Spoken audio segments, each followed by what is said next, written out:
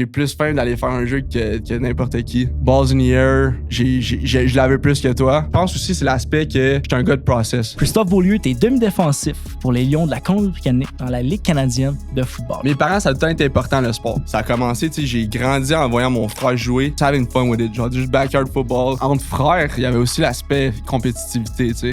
Tu sais, tout ce que mon frère faisait, ben moi, je voulais le faire meilleur que lui. En novembre 2022, tu deviens champion de la Coupe Vanier. Ça a parti du début du spring camp. Nice. Moi, j'étais boundary half, c'était le spring camp là, puis là, je commençais à être en esti, j'entendais des tao, puis là, je me retournais, puis il commençait à se faire, puis là, ça a donné, puis on a commencé à se pogner, là. Je sais pas trop comment ça s'est passé exactement, mais je sais que quand ça a se pousser, on a set les times, man. Pour vrai, on a set les times, puis dès ce moment-là, c'était comme, OK, on va être une esti équipe de dogs. Là, je fast forward en novembre, on perd 17 cartes à mi-temps contre Western. Stone cold, man. Dans ce locker room-là, il y avait pas une personne qui doutait de rien, man. Puis je me rappelle avoir sorti du locker room, puis man, on jappait, mon gars, là. C'était animal. On jappait après eux, puis on était comme, it's fucking on, là. Qu'est-ce qui est pas à négliger quand tu te prépares pour aller jouer au prochain niveau? Speed, man. Just run, tu sais, courir du track, être sur le terrain, man. Je vois tellement des gars qui sont dans le gym, man, qui essaient de devenir gros. Tu es connu comme étant un des meilleurs demi-défensifs de la Ligue canadienne de football. C'est quoi que ça prend pour être un bon demi-défensif? On revient d'une grosse journée. Ouais. Journée de testing. C'était quand même cool. Je suis curieux. Parle-moi de ton expérience. Comment tu as trouvé ça? Ben, pour mettre en contexte, on a été faire les tests aujourd'hui au A2 Lab. Ouais, A2 Lab ou Ouais. mécanique A2, là. Ouais, exact. Dans le fond. Biomechanics. Ouais, exact. Ouais. T'as trouvé ça comment, l'expérience? Merci d'être venu, by the way, man. C'était fucking sick. Merci à toi, man. Merci à l'invitation. C'est vraiment all you pour elle. J'ai trippé, man. Vraiment une belle expérience. Puis justement, c'est une belle opportunité pour moi, qui est en rehab d'ACL, de pouvoir avoir ces statistiques-là. Tu sais, c'est des statistiques que j'aurais pas pu avoir on my own. Puis c'est ça, man. C'est de voir, justement, t'es sur des force plates, t'as des caméras un peu partout dans la salle. Puis là, ben, ils checkent les angles de tes appuis, la force de tes appuis. Puis ça va me permettre, justement, d'aller chercher les petits 1%, si on veut, dans ma rehab qui va me permettre de retourner sur le terrain puis être le joueur que je suis, là, tu sais. Ben, surtout que, tu sais, ça a quand même. C'est sûr que ça va avoir un impact, mais le but, tu sais, rendu au niveau où est-ce que tu joues, tout est hyper important. Ouais. Parce que c'est ta paye au bout du compte, puis Absolument. tu peux te faire remplacer par n'importe qui, tu sais. Ouais, t'es un pion, mais. Fait que c'est ça qui est dangereux, man. Ben oui. Mais c'est vraiment cool que tu aies participé à ça. Puis aussi, j'ai remarqué, aussi, durant le training, Ah, vas-y. tu avais un gilet de BC. Ouais. Puis en arrière, il est marqué Grit. Grit. Mais il est marqué G.R.I.T. Est-ce que ça veut dire de quoi? Hey, peut-être initialement, quand il nous l'a donné, je pense que oui. Je pense qu'il y avait comme un acronyme, si tu veux, là, dans le PowerPoint. Mais là, je veux pas commencer à spéculer puis dire des affaires que. C'est correct. Là, je me rappelle pas exactement, mais je je sais que, dans le fond, Grit, c'était notre identité. Fait que c'est une identité en tant qu'équipe, c'est une identité sur le terrain. Surtout, je sais qu'en défense, nous autres, on essaie de le mettre de l'avant à chaque fois qu'on est sur le terrain, man. C'est quelqu'un qui va aller chercher tous les petits inches puis qui never back down de aucune adversité. Désolé de mon anglicisme, mais ouais, c'est ça. C'est bien correct, man. C'est sûr. Ici, on est free, man. On est tu parles free? comme tu veux, man. There you go. There you Ok. go. Donc, commençons pour de vrai.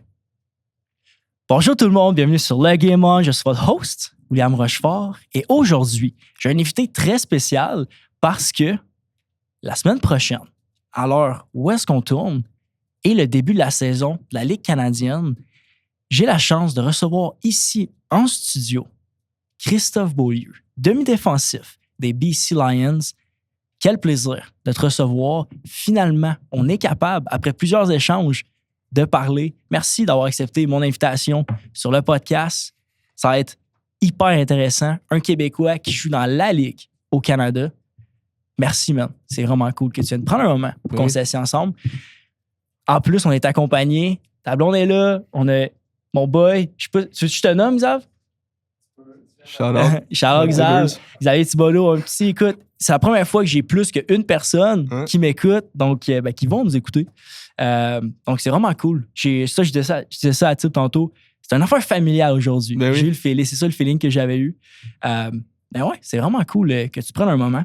Merci à toi, man. Merci de me recevoir, man. Merci pour la journée.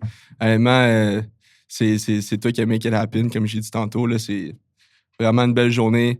Justement, les biomechanics, puis en ce moment on peut parler de foot un peu, puis apprendre à se connaître. 100%. J'ai encore de la misère à le process, tout ça, mais c'est fou pareil, man, que sans dire que je vous ai fait vivre cette expérience-là, mais un peu, man, c'est... Ouais. En tout cas, c'est cool, mais such a blessing. Je suis vraiment content d'avoir vécu ça. Chaque personne qui vient sur mon podcast a le droit à une introduction. Donc, Chris, voici ton intro. Christophe Beaulieu, t'es demi-défensif pour les Lions de la Colombie-Britannique dans la Ligue canadienne de football. Tu es originaire de Blainville. Tu commences le football assez jeune, suivant ton grand frère, Jordan. Au cégep, tu décides d'évoluer avec les géants du cégep de Saint-Jean-sur-Richelieu. À l'université, tu vas choisir le Rouge et Or de l'Université Laval, avec lequel tu vas jouer de 2020 à 2023. Tu vas être nommé sur la première équipe étoile RSEQ et U-Sports. En 2022, vous êtes champion de la Coupe Vanier. C'est lors du repêchage de la Ligue canadienne de football en 2024 que tu as été sélectionné 26e choix au total par les Lions de la Colombie-Britannique. Aujourd'hui, tu es connu comme étant un des meilleurs demi-défensifs de la Ligue canadienne de football avec une cote de plus de 80. Christophe Beaulieu, bienvenue sur le Game On. C'est un plaisir de t'avoir aujourd'hui. Tu viens d'une famille assez sportive. Ton grand frère Jordan a joué dans la Ligue canadienne de football, mais ce que j'ai pu comprendre, c'est qu'il y a un impact sur toi. Quand est venu le temps de commencer le football? Comme tu dis, j'ai commencé un peu à cause de mon frère. Ça a commencé, tu sais, j'ai grandi en voyant mon frère jouer. Fait que lui, il a commencé à comme 8 ans. Moi, j'avais 2 ans. OK, vous avez quand même 50. On a 6 ans de différence. Ouais, c'est ça. Ouais, 6 ans de différence. Puis c'est ça, tu sais, à chaque pratique, chaque game, veux pas, mon père, il m'apportait à les pratiques.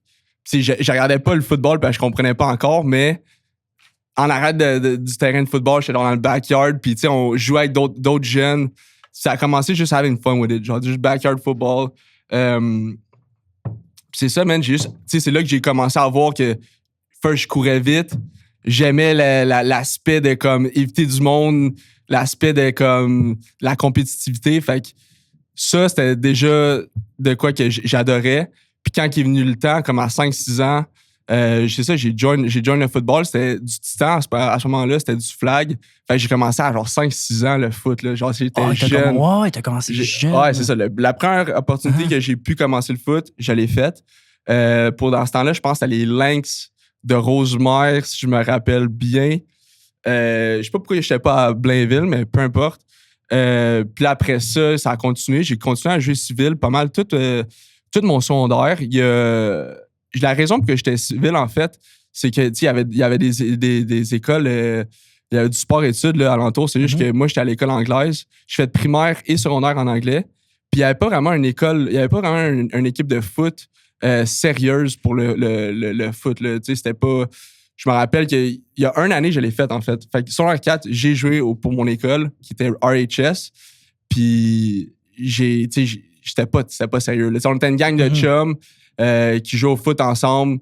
Mais j'ai trippé sur la partie que t'es avec ton école, tu vois tes chums dans l'école, puis toute la journée, genre, tout au cours de la semaine, tu te prépares pour une game, tu mets ton jersey game day, tu peux flex, man, tu look good à l'école avec ton jersey. Fait que ça, j'aimais ça, cet aspect-là du sport-études.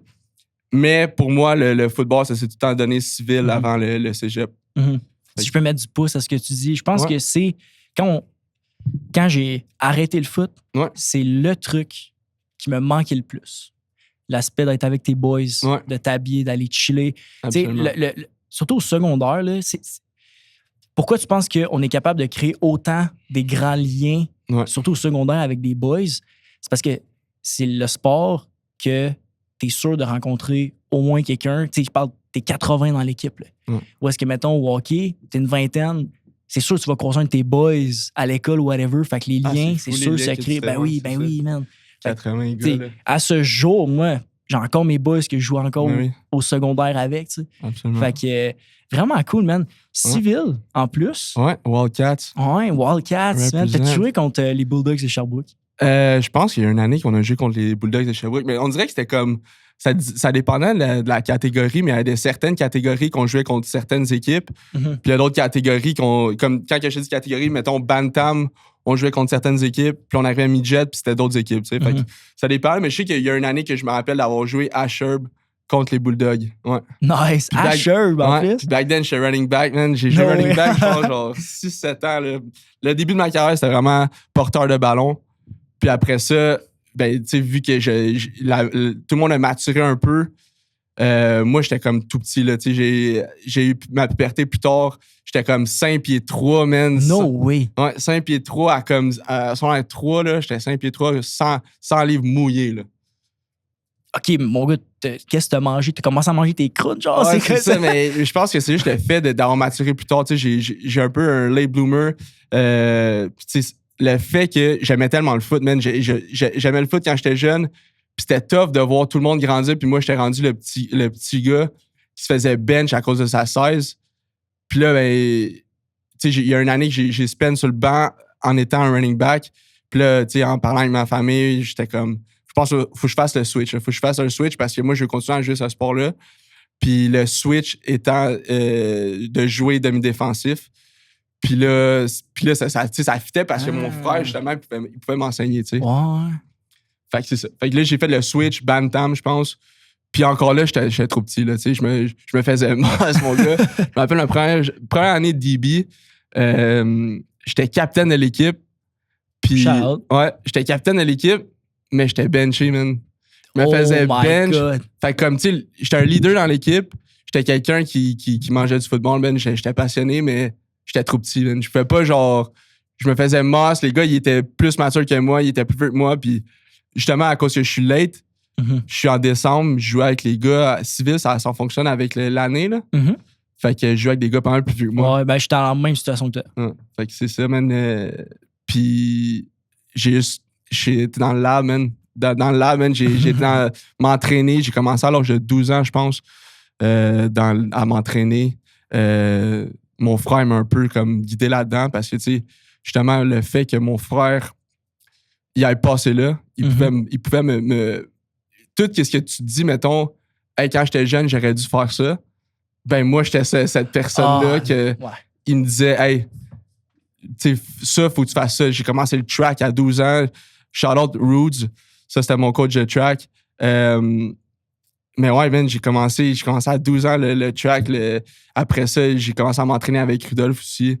Puis ça a développé de moi-même avec le Centre Perform Plus. Puis c'est ça, man, ils m'ont apporté à être prêt pour le cégep. Nice. Comment que tu dirais que la connexion fraternelle avec ton frère t'a permis de te rendre meilleur?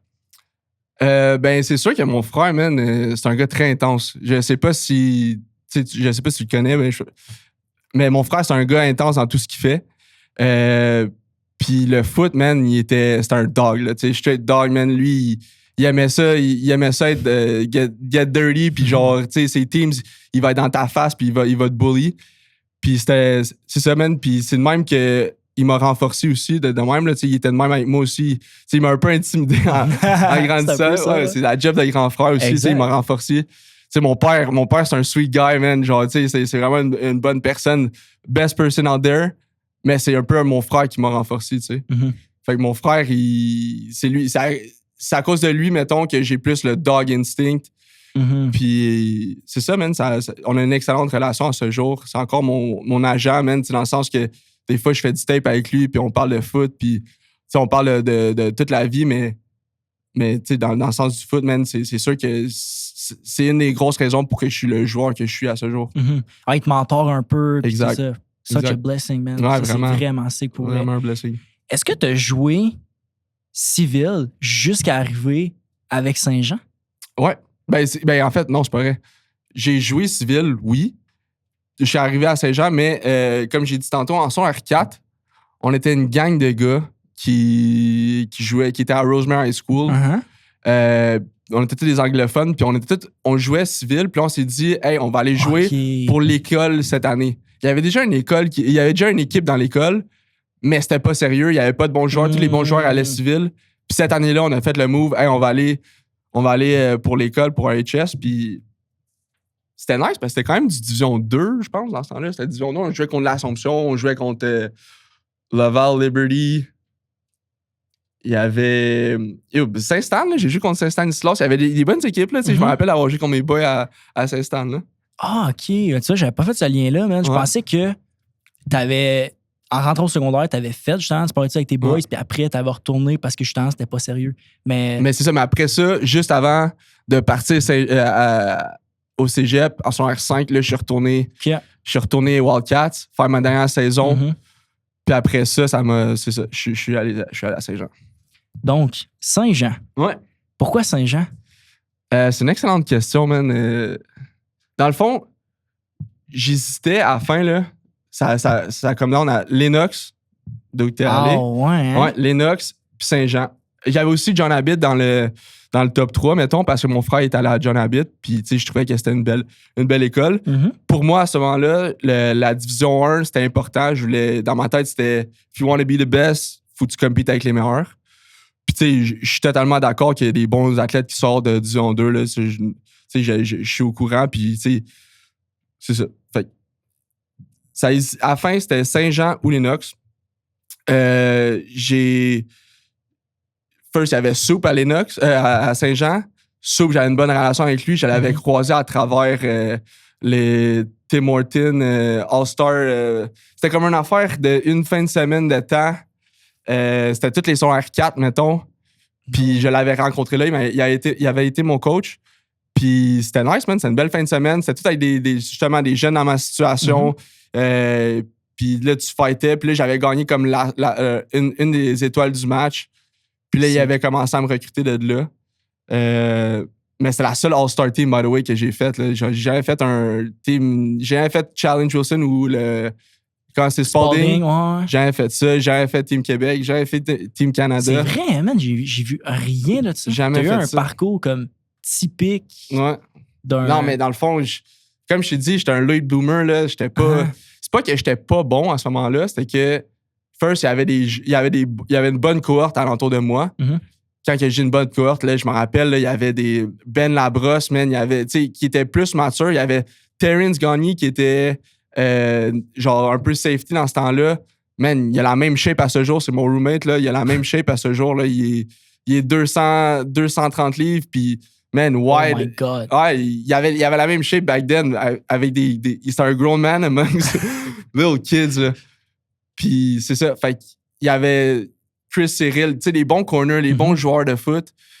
Puis moi, j'étais juste pas à ce niveau-là encore. Tu sais, j'avais pas encore développé les aspects qui faisaient de moi un bon joueur à ce jour. Fait que c'est ça, j'ai pas fait ça. Puis là, c'est ça, going back at it, j'avais fait une pratique à Lennox juste pour voir. Il m'avait invité à une pratique, j'avais pas encore commit. Puis ça a donné que je me suis blessé à cette pratique-là. J'étais un peu un gars superstitieux. Puis aussi, avant de partir de la pratique, Jeff Jonka, il annonce qu'il partait. Il partait pour aller à Guelph. Ouais. OK, c'est à ce moment-là. C'est à ce moment-là qu'il nous dit ça. Fait que là, c'était un peu comme hostile dans le locker room. Je me rappelle des vets, t'es comme, il peut pas nous faire ça, man. Je me rappelle que le vibe que j'ai eu en étant un rookie qui connaît personne dans le locker room, les gars, ils étaient mad. Puis là, j'étais comme, moi, ça a un peu déteint sur moi. Puis j'étais comme, je veux-tu aller dans une place où ils sont en transition? De l'autre côté, puis tu sais, c'était des restants en anglais aussi. Il y avait l'aspect de rester en anglais ou d'aller en français. De l'autre côté, il y avait Soup, Soup, man, master recruteur, OK? Mad respect, c'est vraiment énorme coach. Puis c'est ça, quand il m'a recruté, l'aspect, c'était le français. Puis moi, c'est ça qui me faisait peur. Puis il m'a dit, si tu veux rester au Québec, t'as pas le choix d'apprendre le français, tu sais. Puis son point était absolument valable. Si je veux être au Québec, tu sais, je parle encore avec l'anglicisme, je suis au courant. Mais faut que tu saches un peu la base du français, de pouvoir l'écrire, de pouvoir en parler. Puis je suis blessé d'avoir fait ce move-là. Tu sais, justement, d'être allé à Saint-Jean, ça m'a permis d'avoir des bases. Hey, puis j'ai rush, man. J'ai hit un wall en arrivant à Saint-Jean. C'est sûr. De faire le renforcement français, je pense que je l'ai fait 2 fois. Tu sais, tout ce qui était philosophie, des fois, j'avais des 90 de syntaxe. Je perdais 40% d'orthographe. C'était frustrant, man, parce que je me rappelle en soir 4, j'apprenais le participe passé encore. Là, c'était pas sérieux. Tu sais, 110, les professeurs à RHS, j'aurais dû être en enrichi parce que j'étais un Français. Là. J'ai de la famille qui parle en français, mais ouais, ça a pas. C'était difficile. Le Saint-Jean pour le français, c'est difficile. Mais je suis vraiment content d'avoir fait confiance à Soupe pour Saint-Jean, puis pour le foot. Je pense que tu as fait une bonne décision. L'examen de français à la fin, tu as trouvé comment pour le fun? Hey man, tu veux savoir une bonne? J'étais dans l'année COVID. Oh, bro! Toi, tu t'es fait blesser mon cégep, je me suis fait blesser mon secondaire, man. Ah ouais? Hey, man, moi, c'est sûr. C'est sûr, c'est low-key, là. C'est low-key, mais hey, je te dis, quand que j'ai su que durant l'année COVID, il fallait pas que je fasse l'examen, je te dis, j'étais tellement heureux parce que, tu sais, à ce jour, tu sais, j'utilise mon antidote. Tu sais, quand j'écris quand même bien. J'essaie de soigner mon français. Mais cet examen-là me donnait des cauchemars. Là. C'était comme... C'est sûr, man. Ouais, mais je suis blessé de ne pas l'avoir fait. Excuse. Moi, ils me l'ont fait faire à l'université, man.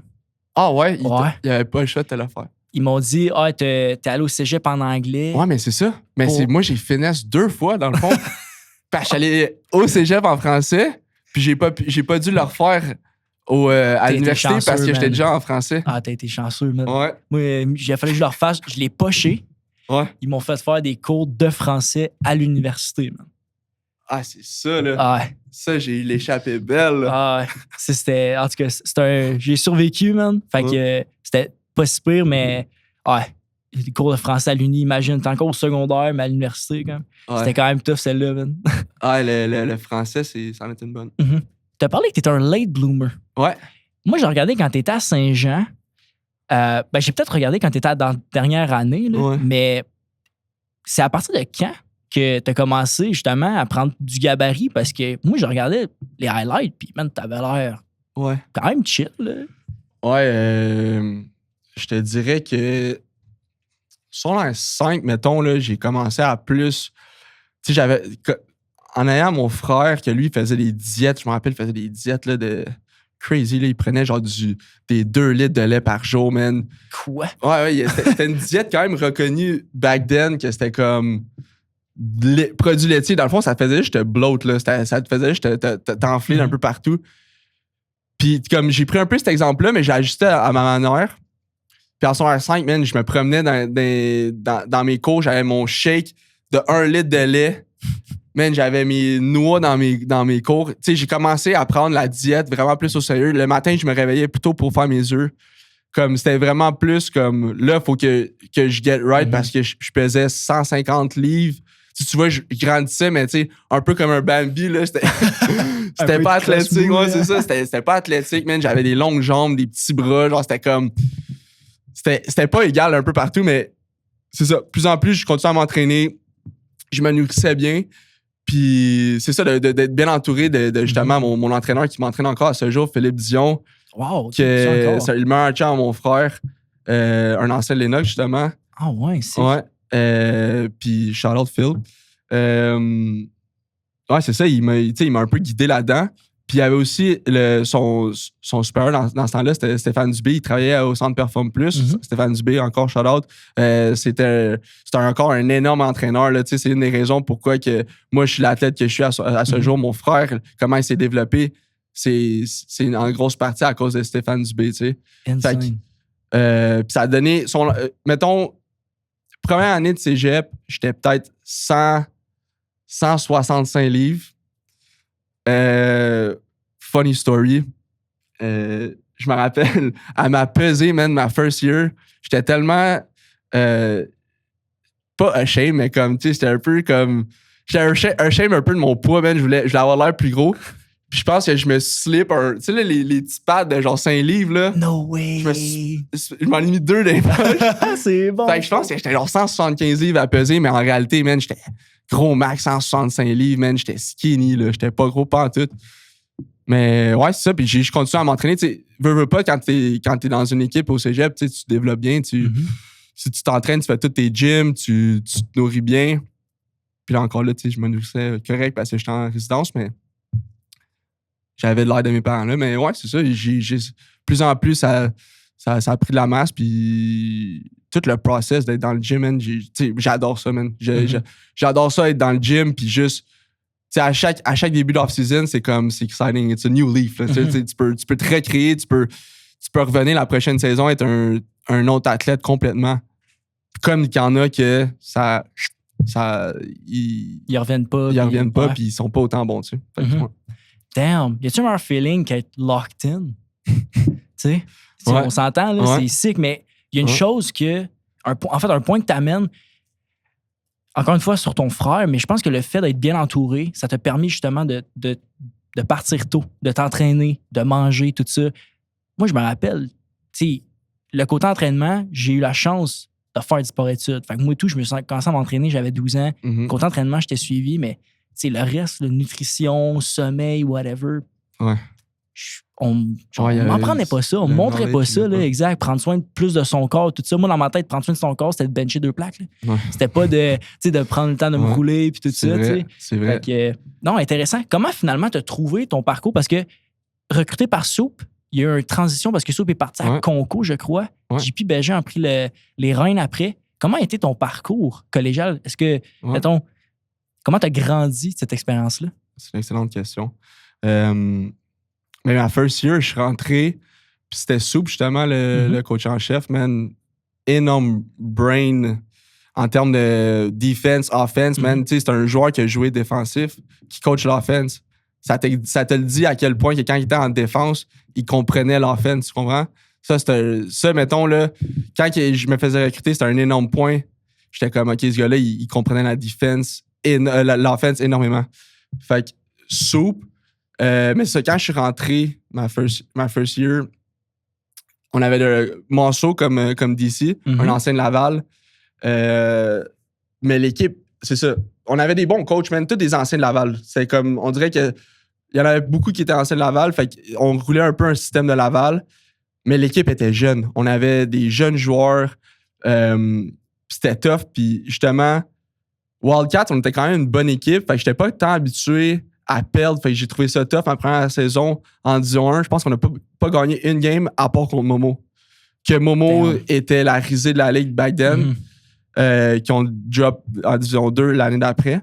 Mais ouais, la première saison, c'était vraiment difficile. Puis justement, avec le français, que moi, on dirait que j'ai frappé le mur de ma vie, man, en première session.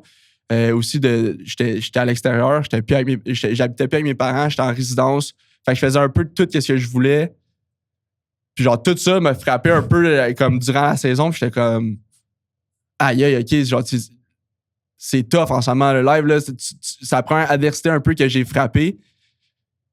Puis je repensais à, hey, je transfère dessus. Hey, c'est allé là? Ben, c'est allé là parce que hey, je déteste tellement perdre, man. Après chaque game, il y en a qui étaient good with it. J'étais un compétiteur, j'haïs perdre. Là. Genre, j'arrivais puis j'étais en colère avec le monde que j'aimais. Comme ma mère, des fois, je payais les nerfs juste parce qu'on venait de perdre. Tu sais, c'est cave, là. Tu joues au sport au cégep, là. C'est dans la deep, mais pour moi, à ce moment-là, c'était deep. Puis c'est ça, man. On a pris j'ai décidé de rester. On a pris cette cohorte-là. Puis on a juste tous grandi ensemble, man. On a commencé à faire le party ensemble. L'off-season, on a eu du fun, man. Puis on s'entraînait ensemble. On était tous ensemble. Puis ça, man, c'est ça qui fait, je pense, des bonnes équipes. C'est qu'à va dire, mais c'est de hang out ensemble. Je suis d'accord. C'est de faire le party. Je dis pas de faire le party, mais je pense que ça fait partie de développer. Faut être réaliste, ça va arriver. Exact. Fait que faites-le en équipe au moins. Exact. Fait que c'est ça. On a bien développé nos joueurs. Puis là, le second year, j'ai été nommé capitaine. Puis c'est là que tout a un peu unlock. Là, je prenais de la confiance en moi. Tu sais, que j'avais un peu first year, mais que je savais pas encore que j'étais bon, tu sais. Parce que j'avais jamais eu de personne qui me disait « Hey, t'es assez bon, tu fais Team Québec. » Peu importe. J'avais pas eu le knowledge que personne m'avait jamais donné comme « T'es bon, tu sais. » Fait que plus en plus que j'avançais pour m'approcher à ma deuxième saison, genre, tu voyais que je prenais de la confiance, je faisais des sellies, man, je ballais out, ça a commencé à look good là, sur le terrain, puis je le sentais, je prenais de la confiance. Puis là, notre équipe prenait de la confiance aussi. Deuxième année avec Soup, il y a beaucoup de joueurs qui se sont développés là-dedans.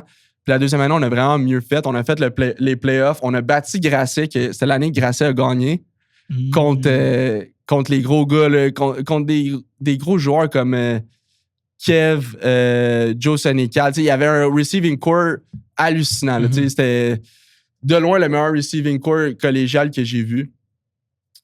Puis c'est ça, man. On a fait une bonne saison. Malheureusement, on a perdu contre Grasset en demi-finale. Mais tu sais, on a donné une bonne. Ouais, on a battu Vanier encore, puis après ça, on est allé en demi-finale. Mais c'est ça, man. Je pense qu'on a bien développé. Tu sais, je n'étais pas satisfait avec une demi-finale, mais comparé à l'année d'avant, qu'on a fini 1-8, je trouve qu'on s'avait bien développé. Puis là, en allant à ma troisième saison, c'était comme, hey, we're running this shit back, puis on s'en va gagner le championnat. Genre, on est encore là, on est encore mature. Il y avait certains joueurs qui étaient partis, des gros pions, mais comme il y avait le core qui était quand même encore là. Là, il y avait nos gros receveurs étaient là, Ed Arsenault, Nick Lessard était encore là. On avait quand même un bon core encore. Puis là, ben, Soup il annonce qu'il y a eu l'opportunité d'aller coacher universitaire. Fait que Soup il annonce qu'il part. Là, c'était comme fuck. Là, qu'est-ce qu'on va faire? Là? Peu importe qui arrive, ça peut pas être aussi genre bien rodé que Soup. Puis c'est all respect to Soup. Le Soup, il a eu l'opportunité. Puis c'était la meilleure chose pour lui et sa famille. Puis ça, je respecte ça. Puis il fallait qu'il fasse ça. Mais c'est ça. Là, à ce moment-là, j'étais comme, hey, il aurait pu attendre après ma third year. Là, mais tu sais, ça, c'est selfish, moi qui pense. Mais c'est ça. Fait que, au début, j'étais quand même stressé de cette transition-là. Puis après ça, ben, quand JP est arrivé, là, j'étais comme, OK, il a quand même un bon background. J'ai gagné deux bols d'or avec j'allais dire Val d'Or, mais c'est pas Val d'Or, c'est le Noir et Or. Valleyfield. Valleyfield. Fait que c'est ça. Il a gagné à Valleyfield. Puis c'est ça. Puis là, quand il est rentré, man, on a tout de suite cliqué, man, moi puis JP, on s'entendait vraiment bien. À ce jour, c'est encore un gars que je peux appeler quand que je veux. Là, c'est mon chum. Puis c'est ça, cette année-là, on avait vraiment des bons starters, des gars talentueux, comme vraiment talentueux, comme quand j'ai Nick Lessard, des gars comme Alexandre Levac, je sais pas si c'est qui, là, c'est un gros line qui a passé par les Carabins. JC Vibert qui était à Laval avec nous. Ed Arsenault qui était là, qui était lethal, man. Ah ouais? Ah, il était lethal, man. Au cégep, là, les mains d'argent, on l'appelait Edouard aux mains d'argent, man. Wow, c'est bon, ça. Hey, il y a comme une façon il y a une intelligence spatiale qui est comme underrated. Il se met comme dans une bonne position pour comme éviter le receveur, le DB, puis nice with it. Mais ouais, c'est ça. On avait des bons starters, mais la seconde qu'un gars se blessait, c'était comme aucune depth, là. Aucune depth. Puis moi, j'en ai tellement mis sur mes épaules cette dernière année-là parce que c'était moi le capitaine de l'équipe. Fait que c'est ça. Pour moi, c'était comme le succès de l'équipe venait en lien avec ce que moi je faisais. Puis tu sais, j'essayais tellement, je mettais beaucoup d'efforts là-dessus, mais on n'avait pas de depth, puis il n'y avait pas le OC aussi, c'était difficile à ce moment-là. Il y avait comme une transition bizarre, surtout que Soup était parti. Fait qu'on n'a pas eu le résultat qu'on aurait espéré. Puis on n'a pas fait les playoffs cette année-là. Fait que pour moi, quand je suis parti de Saint-Jean, c'était comme... C'est sûr que je m'en vais pour une université qui va gagner des games.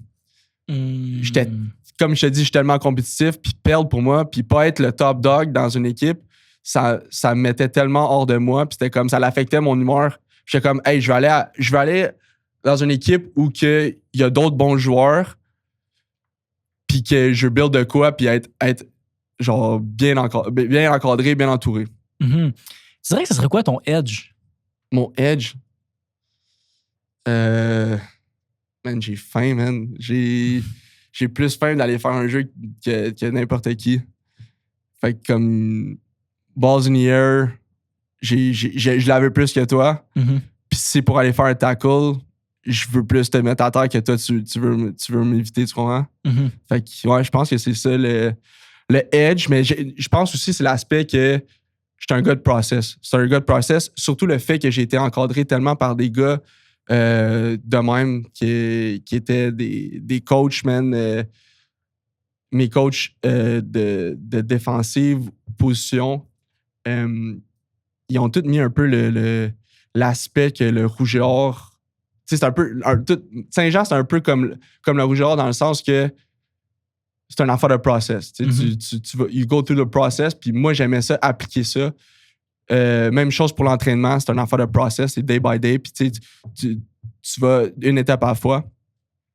Fait que je pense que c'est ça me donne quand même un edge. C'est ça, man, j'aime ça, outwork tout le monde. Là. Je pense que dans ma tête, j'ai tant de quoi de mieux à faire, j'ai tant. Hey, là-dessus, je suis jamais satisfait. Mm-hmm. Fait que je pense que ça me donne un edge aussi. Mm-hmm. J'avais vu dans un article, lors de ton draft, en plus CFL, tu sais, t'étais ranké dans les meilleurs, mais ils t'avaient pas mis dans les meilleurs. Ouais.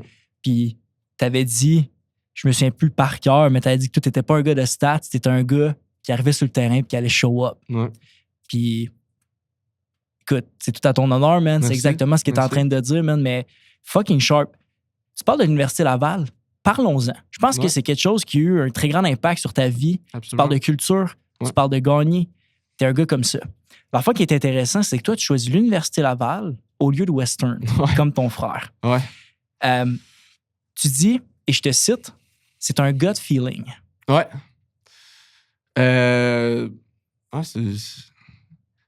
Mais je suis tout le temps un gars qui a été avec mon gut. Il y a une partie de Saint-Jean aussi, c'est un peu mon gut feeling. Il y avait de quoi qui. Je peux pas l'expliquer, mais comme à ce moment-là, je me sentais plus à ma place à Saint-Jean. Puis je pense aussi avec l'Université Laval.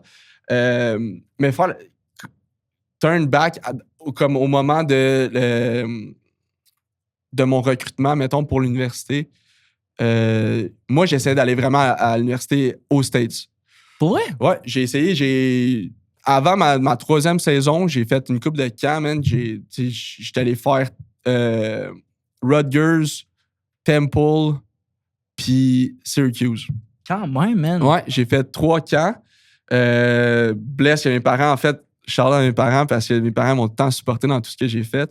Puis c'est ma mère qui m'a apporté au camp Rutgers. On a eu un road trip ensemble, on part, on était allé là, puis on était zéro au courant de rien. Là. On est arrivé là, comme un cheveu sur la soupe, on s'entraîne, on fait le workout. Ça a donné, j'ai ball out. Là. Je faisais des pics, j'étais de loin avancé sur les gars qui étaient là. Mm-hmm. J'ai pas eu d'offer parce que j'avais même pas encore commencé mes affaires de SAT. Là, je sais pas s'il y a encore ça, mais back then, fallait que tu fasses ton SAT. Puis moi, à Saint-Jean, il y avait personne qui avait jamais fait le process d'essayer d'aller aux States. Fait que personne n'avait jamais transféré les transcripts, les résultats d'école en anglais. Fait que tout ça, c'était genre un long process. Puis là, après ça, le deuxième, je suis allé à Syracuse puis à Temple avec mes meilleurs chums, man. Bren Bisson puis William Kinton. Puis on est allé là avec mon père, man. Road trip, mon gars. C'était crazy. On a fait Temple en premier. C'était plus tough, man. C'était les gars, ils volaient des reps, man. Les gars étaient des ratons, man. C'était fou. Mais tu sais, c'était ça. C'était l'expérience, puis j'ai trippé. Puis là, Syracuse est arrivé, puis ça, de loin, c'était mon meilleur camp. Là. Genre, tu sais, j'ai couru un des plus vite 40 là-bas. J'avais fait des pics, man. Puis Puis à la fin, j'avais tellement bien fait, il m'avait fait faire la visite du campus. Puis elle a dit, hey, on va checker tes transcripts, puis on va se reparler, genre, on va peut-être te offer, tu sais. Là, je pars de là. J'avais pas encore commencé le processus de recrutement au Canada. Moi, j'attendais, après ma 3e saison, voir c'était quoi les opportunités. Puis j'ai pas une nouvelle. Puis la seule affaire que j'ai vue, c'est que Ben Labrosse avait fait offer. Fait que lui, il avait fait le même processus que moi. Mm-hmm. Avec Vanny, je pense qu'il avait plus d'expérience justement avec des gars qui voulaient aller NCAA. Tu sais, Ben, crazy athlete, man. Tu sais, ball skills through the roof. Fait qu'ils ont offer Ben. Puis là, moi, j'étais comme, alright, ben là, tu sais, j'ai pas l'opportunité d'aller aux States. Puis il y a des énormes universités au Canada. I'm just gonna have fun with it. Puis je vais aller au Canada. Fait que c'est ça. Après ma 3e saison, j'ai parti le processus au Canada. J'en ai fait quelques-unes. Mais le top 3, mettons, à la fin, ça penchait plus vers Western. Hey, man, Western était même pas dans le top 3. Non, ouais. Western était même pas dans le top 3, man. C'était Guelph. Interesting. C'était Calgary, puis c'était Laval. Calgary, ouais. Hein, tu serais... La raison pour que je te dis Calgary, ben à ce moment-là, c'était qu'il venait juste de gagner la coupe. Mm-hmm. Il y avait les 2 frères Philpott qui étaient là. Puis là, moi, j'étais comme, hey man, moi, je suis down d'aller à Calgary, faire de quoi de différent. Puis j'avais vu mon frère faire l'affaire d'aller à Western, build de quoi sur 4 ans, puis gagner une coupe. Je trouvais ça fly. J'étais comme, hey, ça, that's how universities gotta be. Tu sais, ça, c'est le dream. Fait que là, j'ai décidé d'aller faire la visite à Calgary. J'ai fait une visite à Guelph. J'ai fait une visite ici à Western aussi. J'ai fait Montréal. Tu sais, j'ai fait les visites. Puis, tu sais, pour moi, il y a du monde qui dit, hey, pourquoi tu perds ton temps à aller faire plein de visites quand tu sais que tu vas pas y aller? Mais pour moi, c'était juste de voir c'était quoi les meilleures opportunités. Mm-hmm. Tu sais, si, mettons, je vais faire la visite à une école puis que je vois que t'as de quoi de meilleur que les autres à m'offrir, peut-être que je vais changer d'idée. Juste un fou, il change pas d'idée, tu sais. Fait que pour moi, ça valait la peine d'aller voir toutes les équipes puis mettre les pour les contre. C'est quoi qui est meilleur pour moi? Fait que là, c'est ça. Quand j'ai fait Guelph, Calgary, Laval. Puis là, ça revenait au point que j'ai dit tantôt. Pour moi, c'était vraiment important de gagner, man. Je voulais gagner un chip, puis je voulais être dans un winning culture. Puis à ce moment-là, quasiment tout le All-Star Team de RSEQ Division 1 a commit à Laval. Oh, okay. Fait que là, moi, j'étais comme... Ça va compete, mais comme, on va gagner une chip for sure. Là. C'est sûr que parce que je connaissais les dogs qui rentraient, puis j'étais comme, oh, OK, ça va fly, là. Tu sais, il y avait, je me rappelle, Arnaud Desjardins, il y avait, tu sais, je vais pas tous les nommer, mais il y en avait des ballers, là. Mm-hmm. Fait que là, c'est ça. J'ai décidé de rester en français, même si j'avais de la difficulté au cégep. J'ai décidé de rester en français. D'aller à Laval, d'être encadré par le meilleur programme au Canada, selon moi. Ici, je suis biaisé, mais les meilleurs coachs, la meilleure stabilité. Mm-hmm.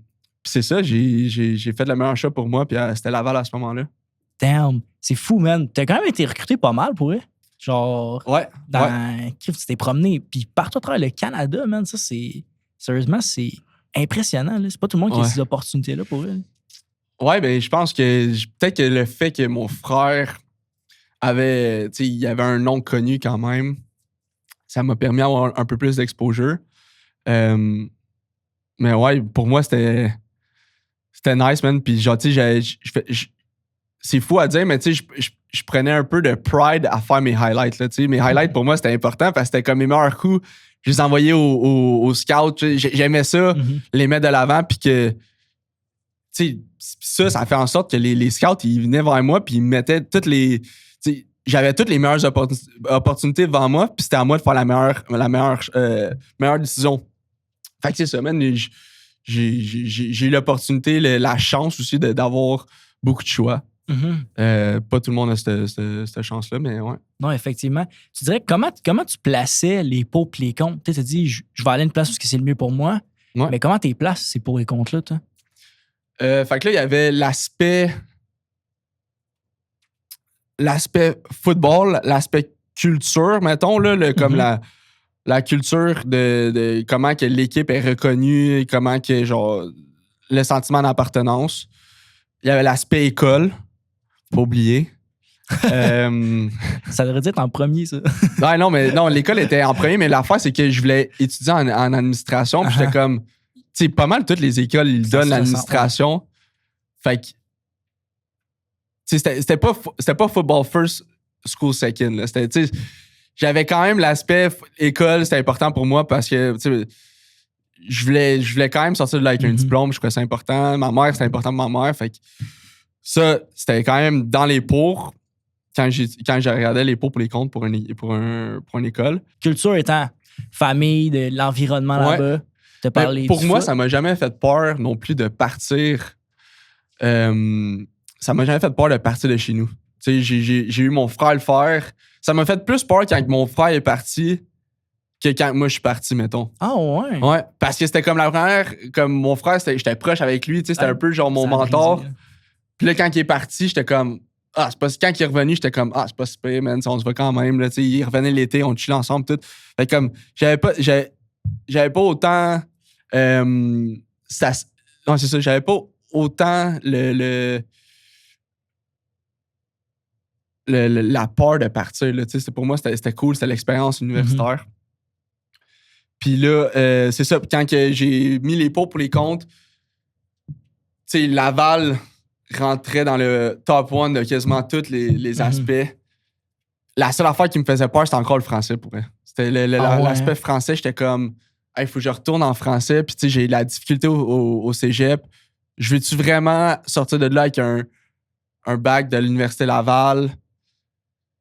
Puis là, j'étais comme, aussi l'aspect que j'aimais à Saint-Jean, c'était comme, je voulais être le premier à faire de quoi. Tu sais, le premier à gagner une coupe en division 1 au cégep.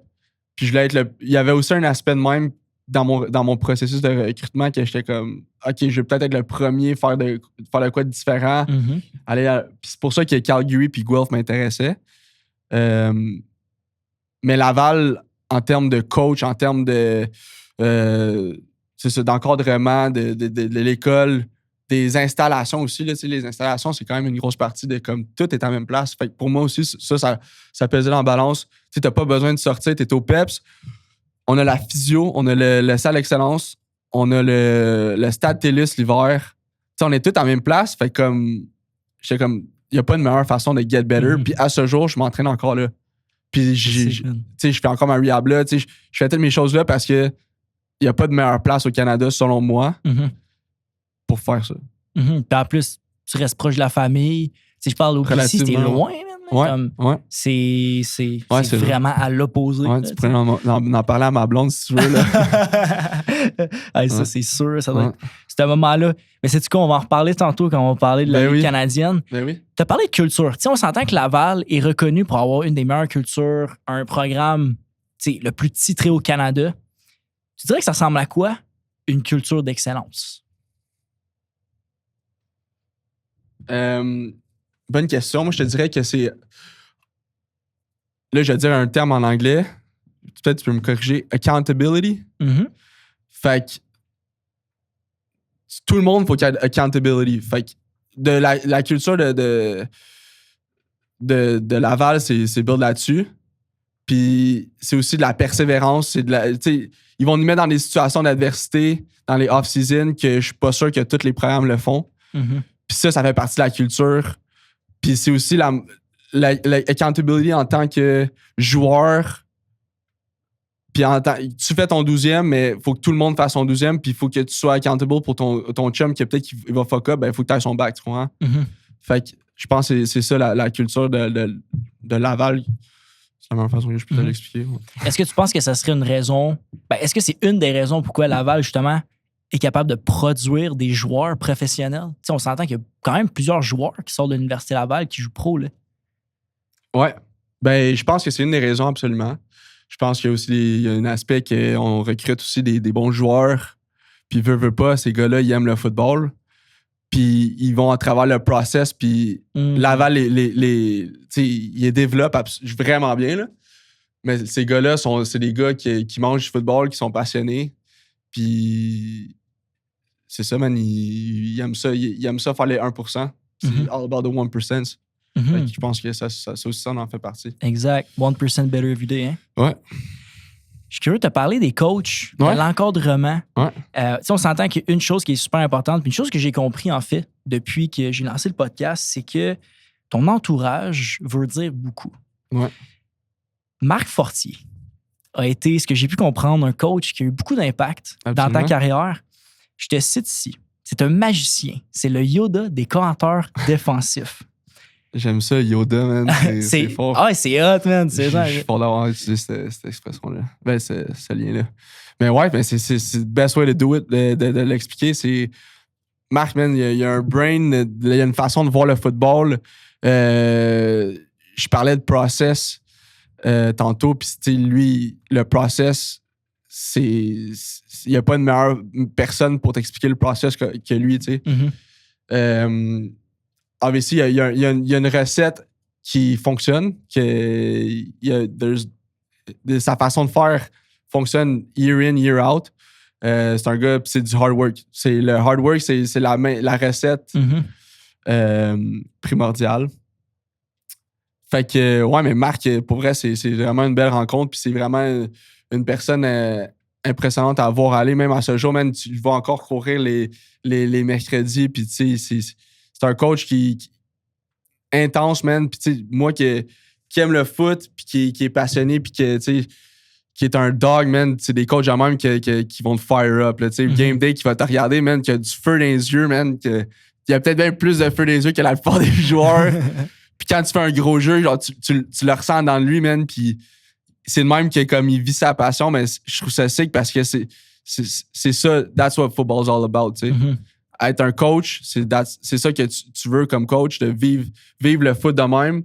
Puis lui, à ce jour, le nombre d'années qu'il est là, ben il vit encore de même. T'sais. Il vit à travers la passion puis d'avoir du fun avec les joueurs quand les gars ils célèbrent puis ils font des gros jeux. Tu sais, il y a pas longtemps, j'ai eu un coach sur le podcast, puis il a fait comme une étude là-dessus, justement, sur les programmes qui avaient le plus de succès. Puis Laval étant un des principaux dans son étude, ben, c'est prouvé que les coachs, le corps de coach, plus il reste longtemps, plus tu as de chances de gagner.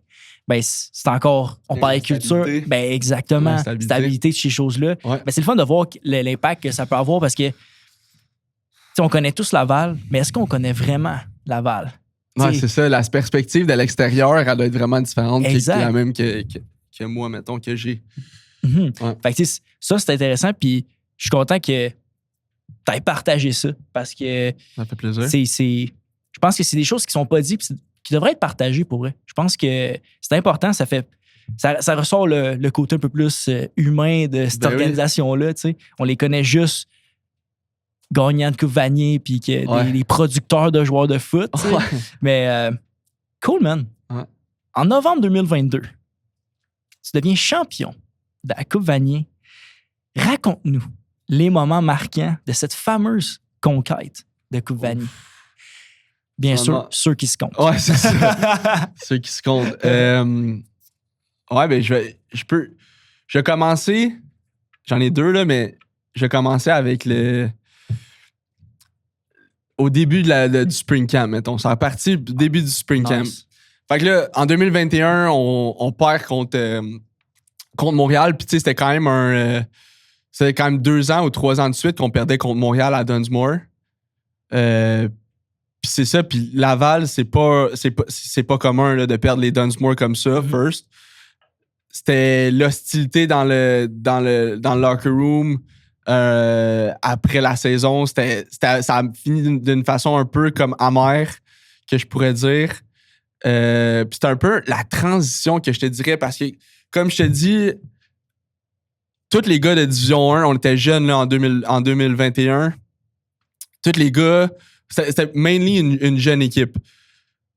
Fait que tous les gars de la cohorte de mon année 2020-2021, ouais, 2021, on avait tout comme band ensemble durant l'hiver. On avait fait le party ensemble encore une fois. Tu sais, c'était le main reason pourquoi on s'avait autant unis. Puis il y avait un genre de compétition qui s'avait comme formé durant l'hiver. Puis ça a parti Spring Camp.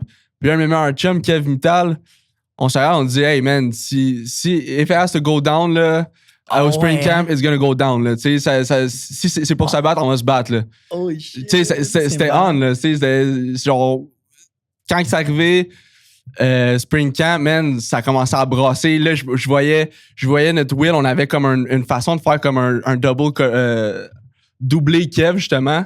Il fallait le jammer. Puis Kev, il avait ramassé un no-wheel, man, genre juste run through it.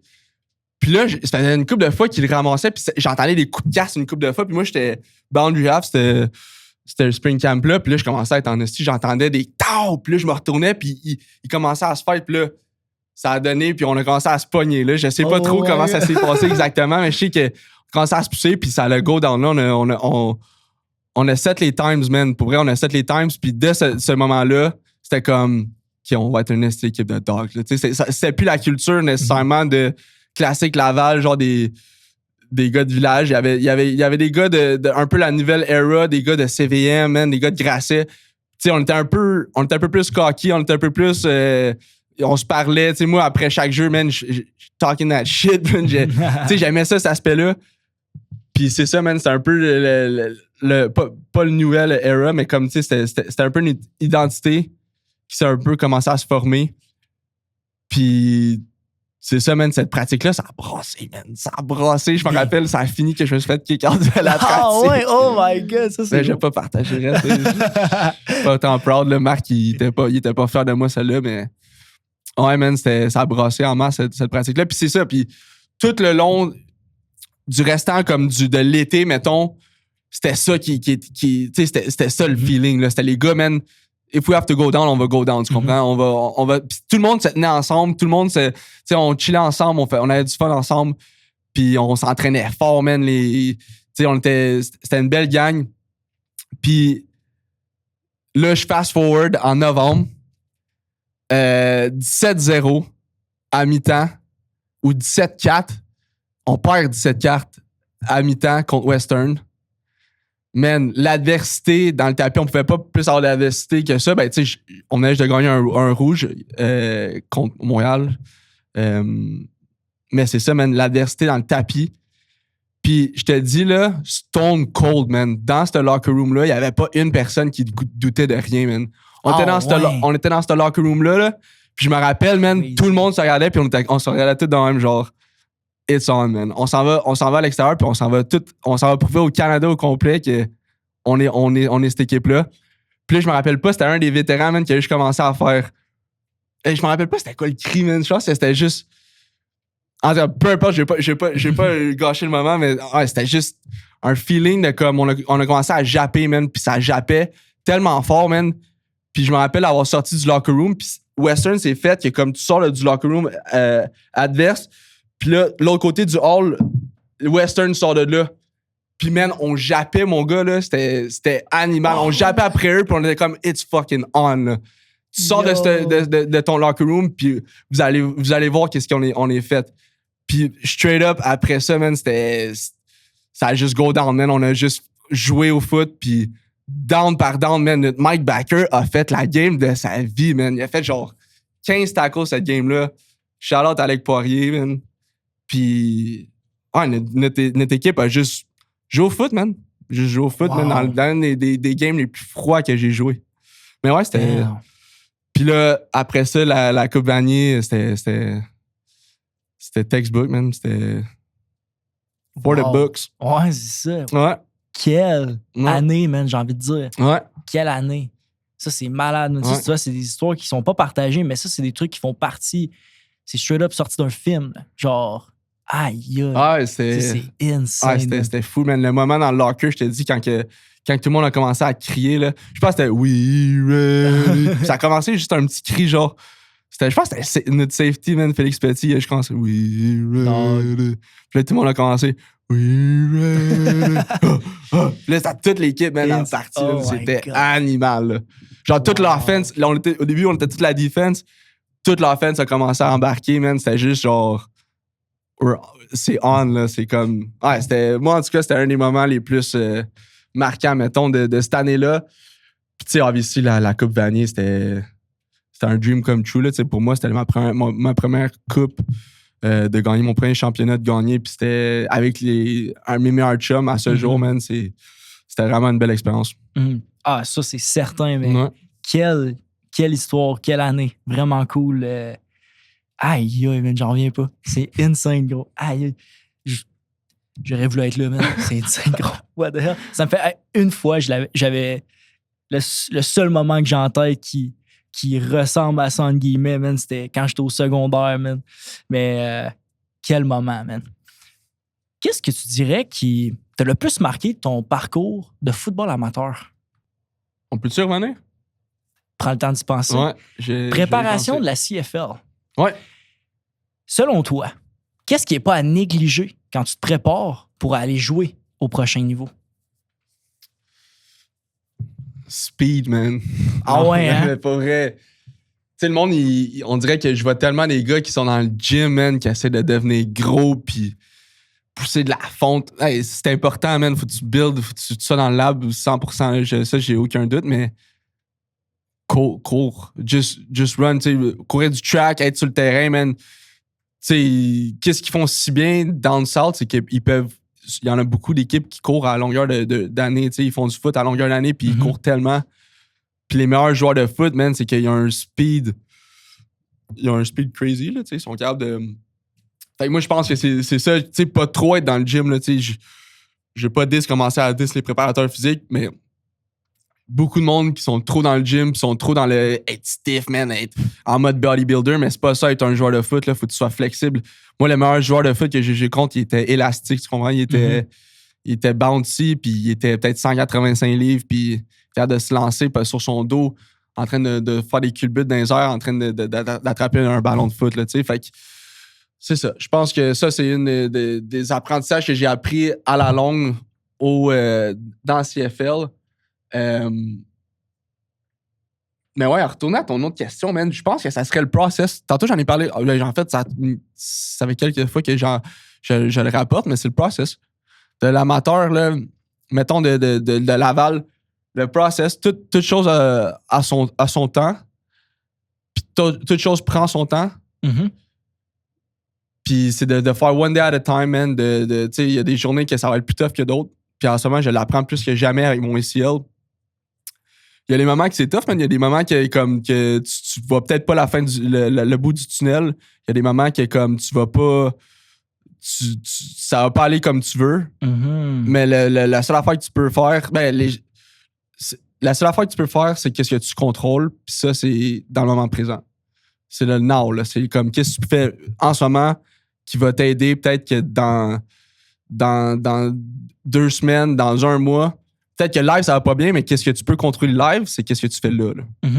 Fait que ça, process, puis ça revient encore à Marc Fortier, que lui, il utilise un process dans comment il coach, comment il fait ses choses. Ben, je pense que ça revient à ça aussi pareil, là.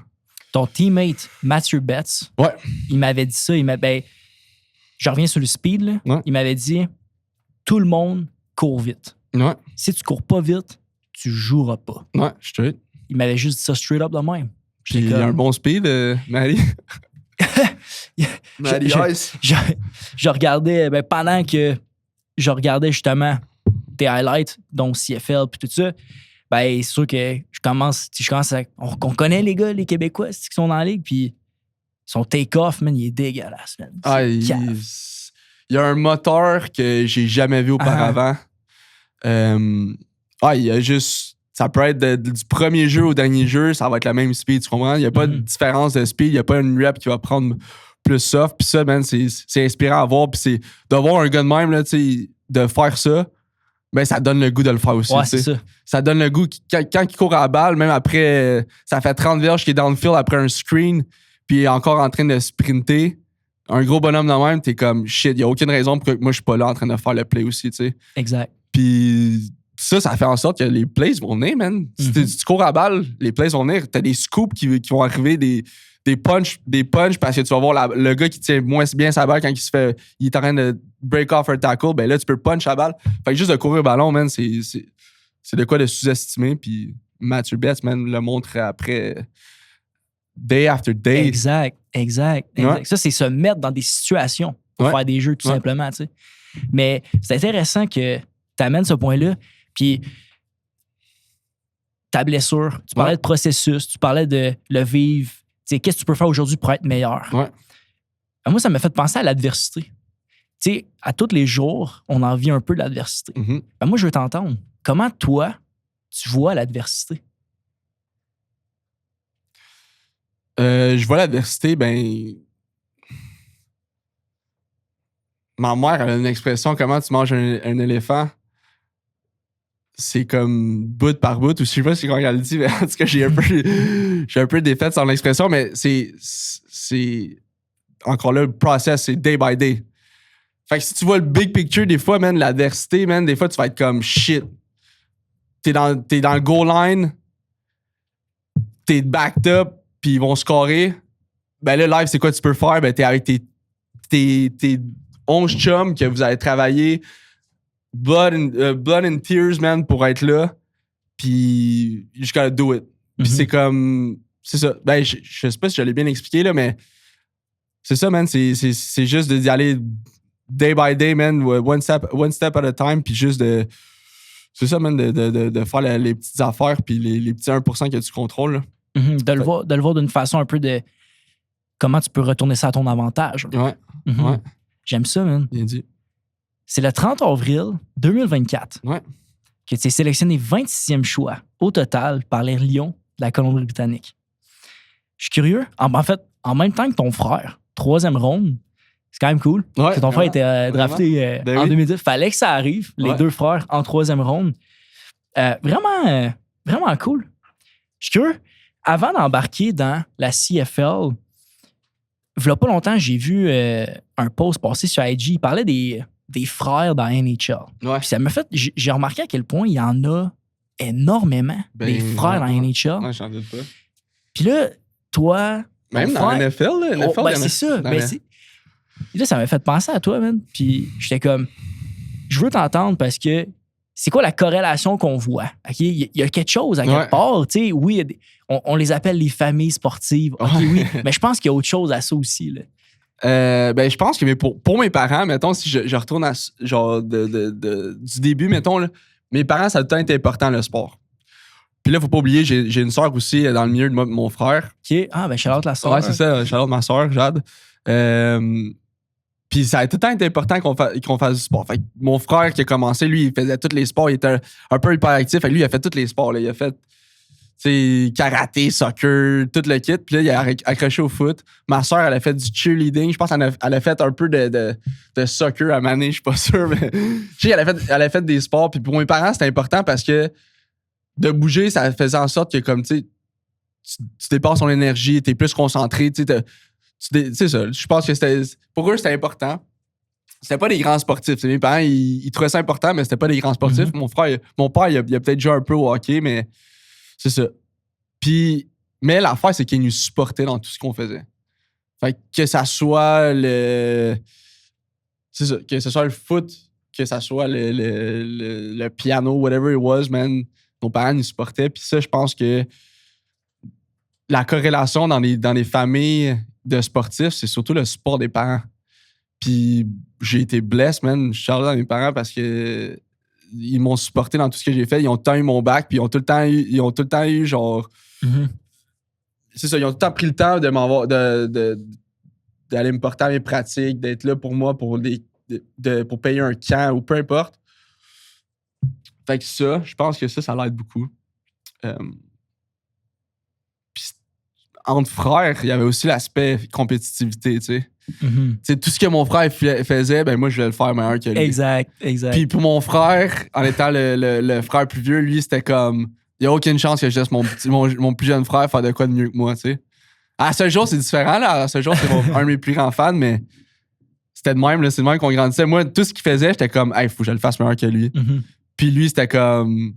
Fallait qu'il montre à quel point il était meilleur que moi, tu sais, à faire de quoi.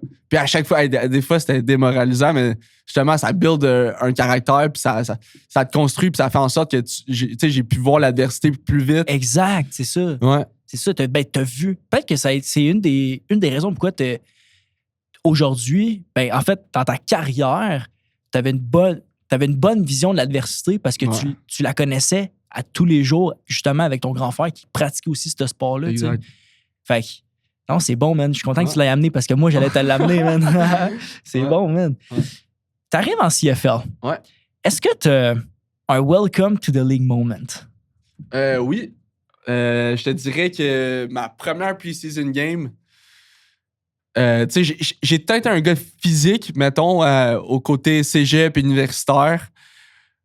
Puis là, je suis safety, c'est à Calgary.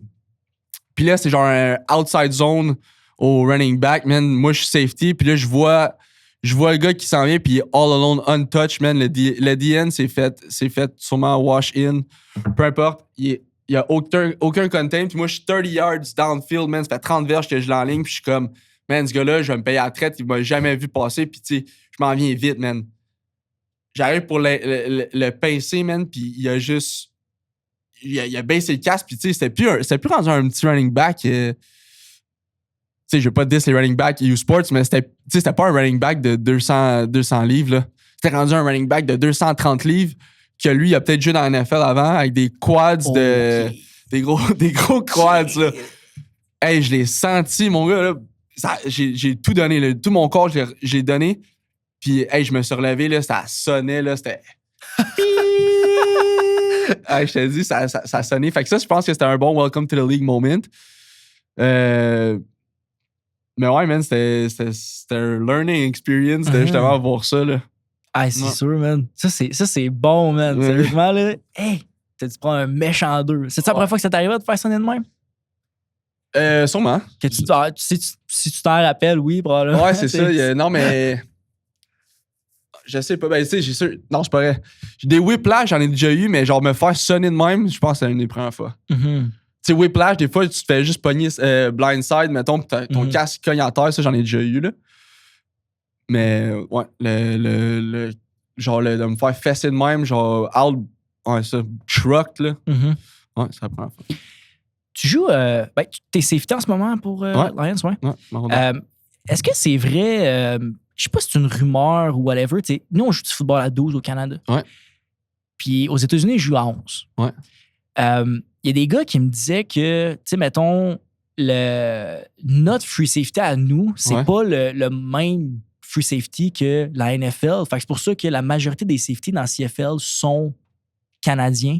Parce que les Américains, je sais pas, I guess, pour l'ajustement du jeu, ils l'ont jamais joué de cette façon-là ou whatever. Est-ce que c'est vrai, ça? C'est une bonne question. Moi, j'ai jamais entendu cette perspective-là. C'est sûr que le safety joue complètement différent canadien que américain, là, dans le sens que comme t'as pas mal plus de ground à couvrir canadien. Comme un cover one américain, c'est pas mal plus le fun à jouer que cover one sur un terrain canadien. Faut que tu sois rangy, là. Mm-hmm. Fait que la position est complètement différente.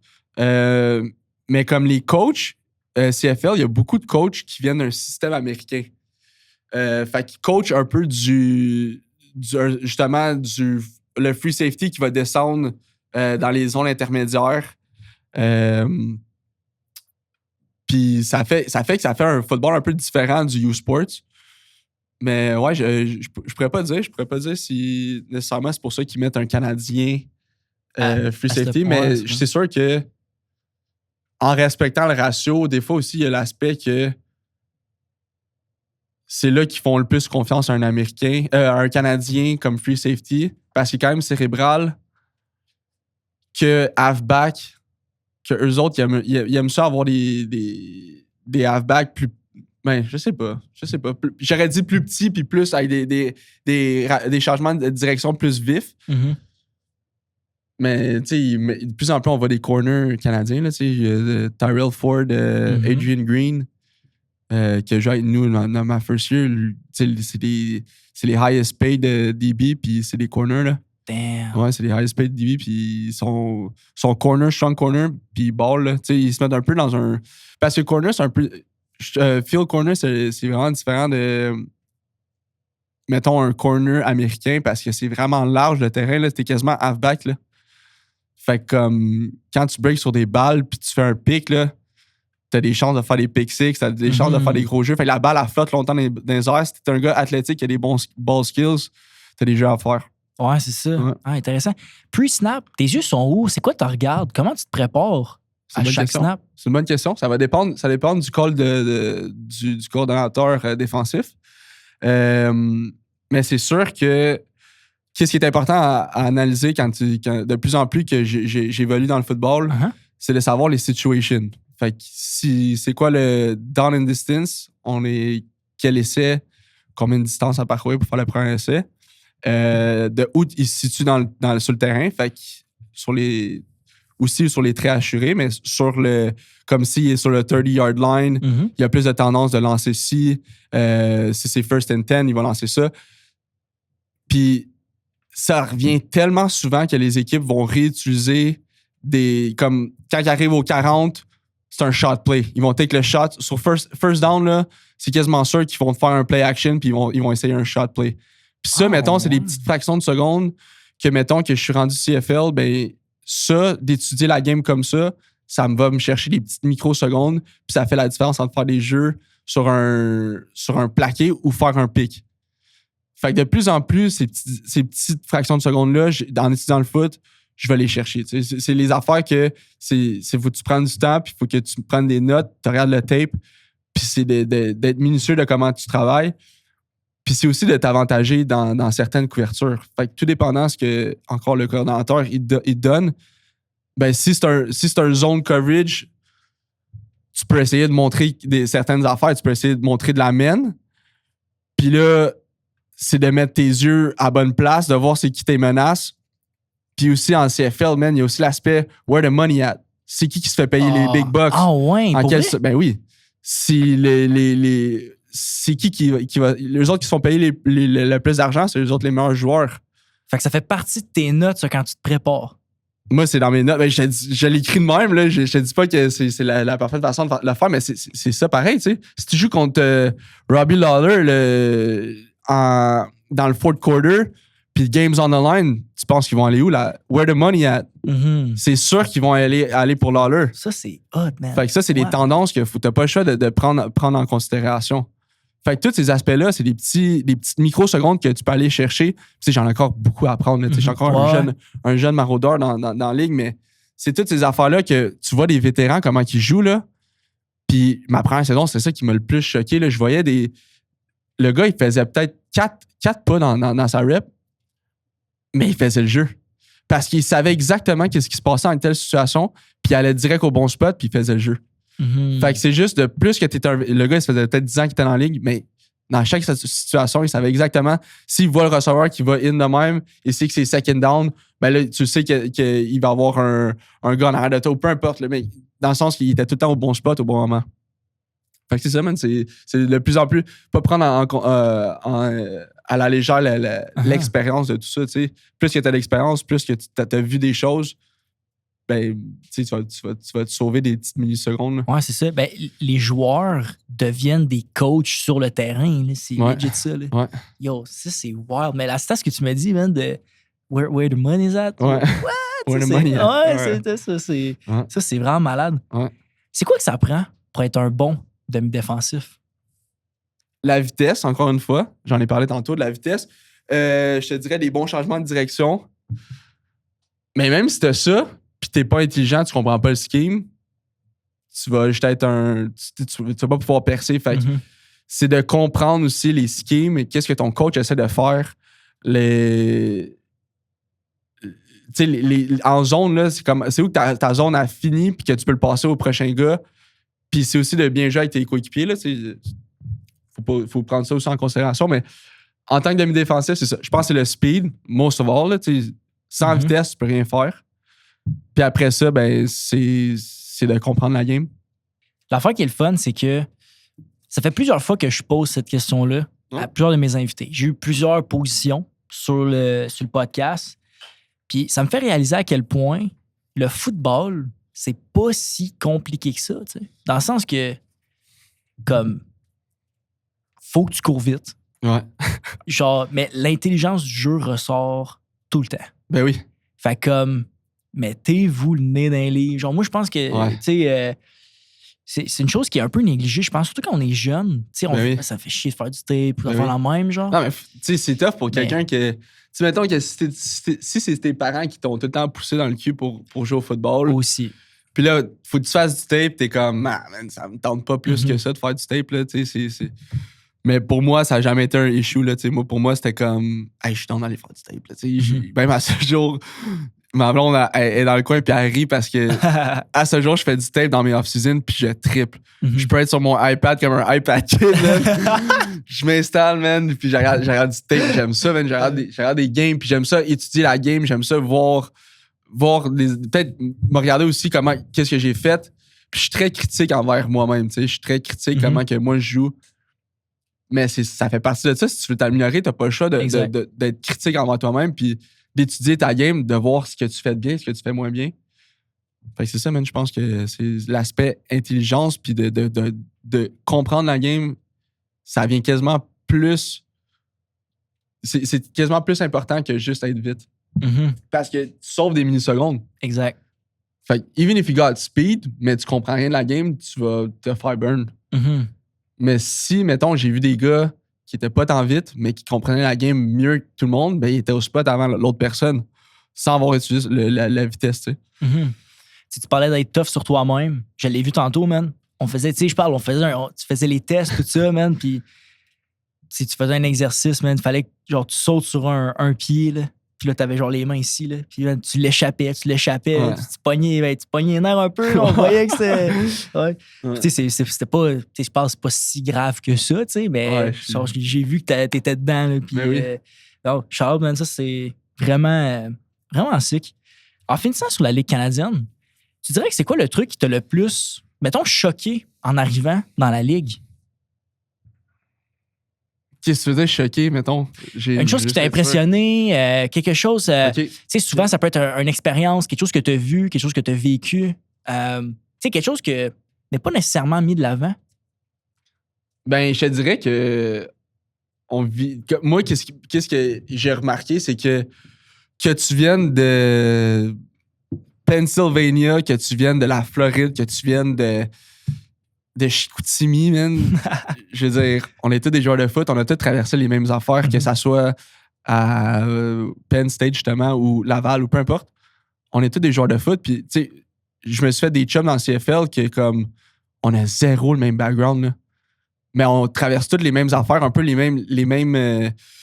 la même genre d'adversité, la même, tu sais, ben, pas tout le monde, là, mais dans le sens que, tu sais, on traverse toutes un peu les mêmes choses, puis at the end of the day, man, we're just playing football, puis on a les mêmes passions, puis c'est nice, man. C'est ça que j'aime du football, justement, de l'aspect humain, mettons, là. Que peu importe ton background, man, tu peux bien t'entendre, puis tu peux te mettre body avec n'importe qui, tu sais. Juste à être intéressant. Exactement. J'aurais pas pu mieux dire. Non. C'est bien dit, man. Non. Puis aussi, je sais que souvent, les plus vieux servent de mentor, puis je le sais que les Québécois, souvent, vous avez les coudes serrés là, dans la ligue. Là. Ben, surtout, je parlais gros avec des gars d'Ottawa, puis ils me disaient, on est un petit crew de Québécois, mais genre, t'as un nouveau Québécois qui arrive, on va te mentorer, on va t'amener dans le gym, on va s'assurer que ça se passe bien pour toi quand même. Ben oui, la culture québécoise, on dirait qu'elle est différente de tout le restant du Canada. First, qu'est-ce qui nous sépare le plus, c'est le français. Ouais. On parle français, man, les anglophones, ils nous regardent, ils sont comme, qu'est-ce qu'il dit? Genre, ils pensent tout le temps qu'on parle de eux. Mais comme, tu sais, on parle pas dans leur dos, mais c'est juste que, tu sais, nous autres, c'est notre culture, là, tu sais. Moi, je suis fier de parler québécois. Il y a pas quelqu'un qui va me dire, hey, pourquoi tu parles une autre langue? Tu sais, j'étais au Canada live, là, je parle avec mes chums, j'étais en français. Puis en plus, si tu connais quelqu'un puis tu parles en français avec lui, il n'y a aucune chance que s'il y a d'autres mondes alentour, tu vas parler en anglais juste parce qu'ils sont alentour, tu sais. Mais c'est ça. Je pense que Québécois, c'est sûr qu'il y a une petite fierté, puis comme, tu sais, tu vas...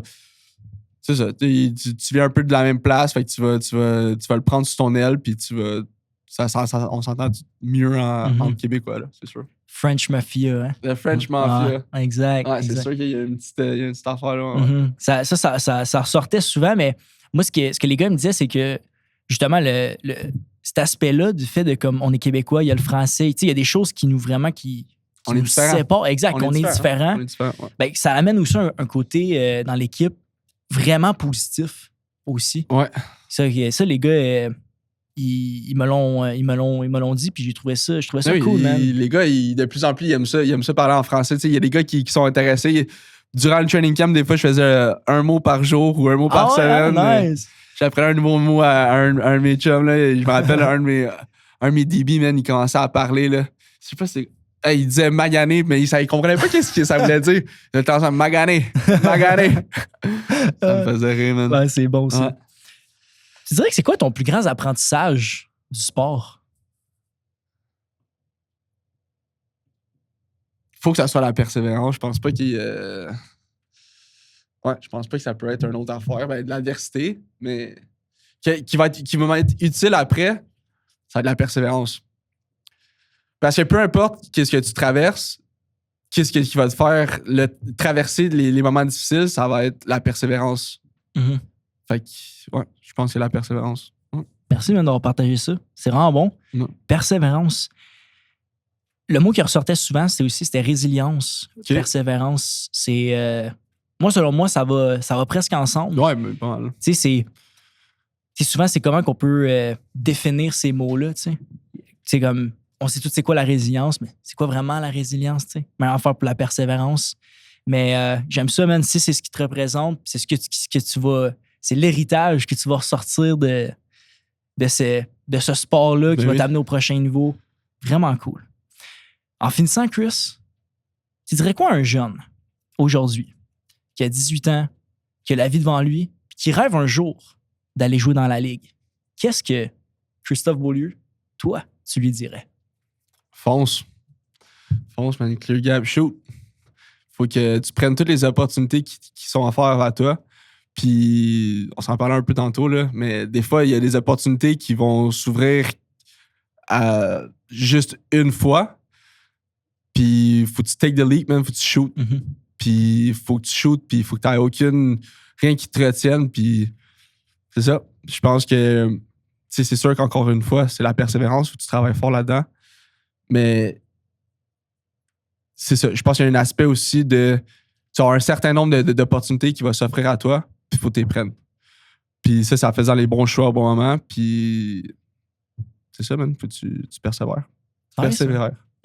Oui, persévère. Exact. C'est le bon mot, man. Yeah, man. Merci. Tout le monde, c'était le Game On Podcast. Notre invité, Christophe Beaulieu. Merci, man, d'avoir pris le temps de venir partager ton histoire, de jouer le jeu, man, de partager tes apprentissages, cette expérience-là. Je te souhaite un bon retour dans la Ligue, man. Merci. Je te souhaite une excellente saison. Ben oui. C'est sûr que je vais suivre ça de très près. Merci, Will. Maintenant que... Gros chance, man. Pour elle, c'était vraiment une belle expérience.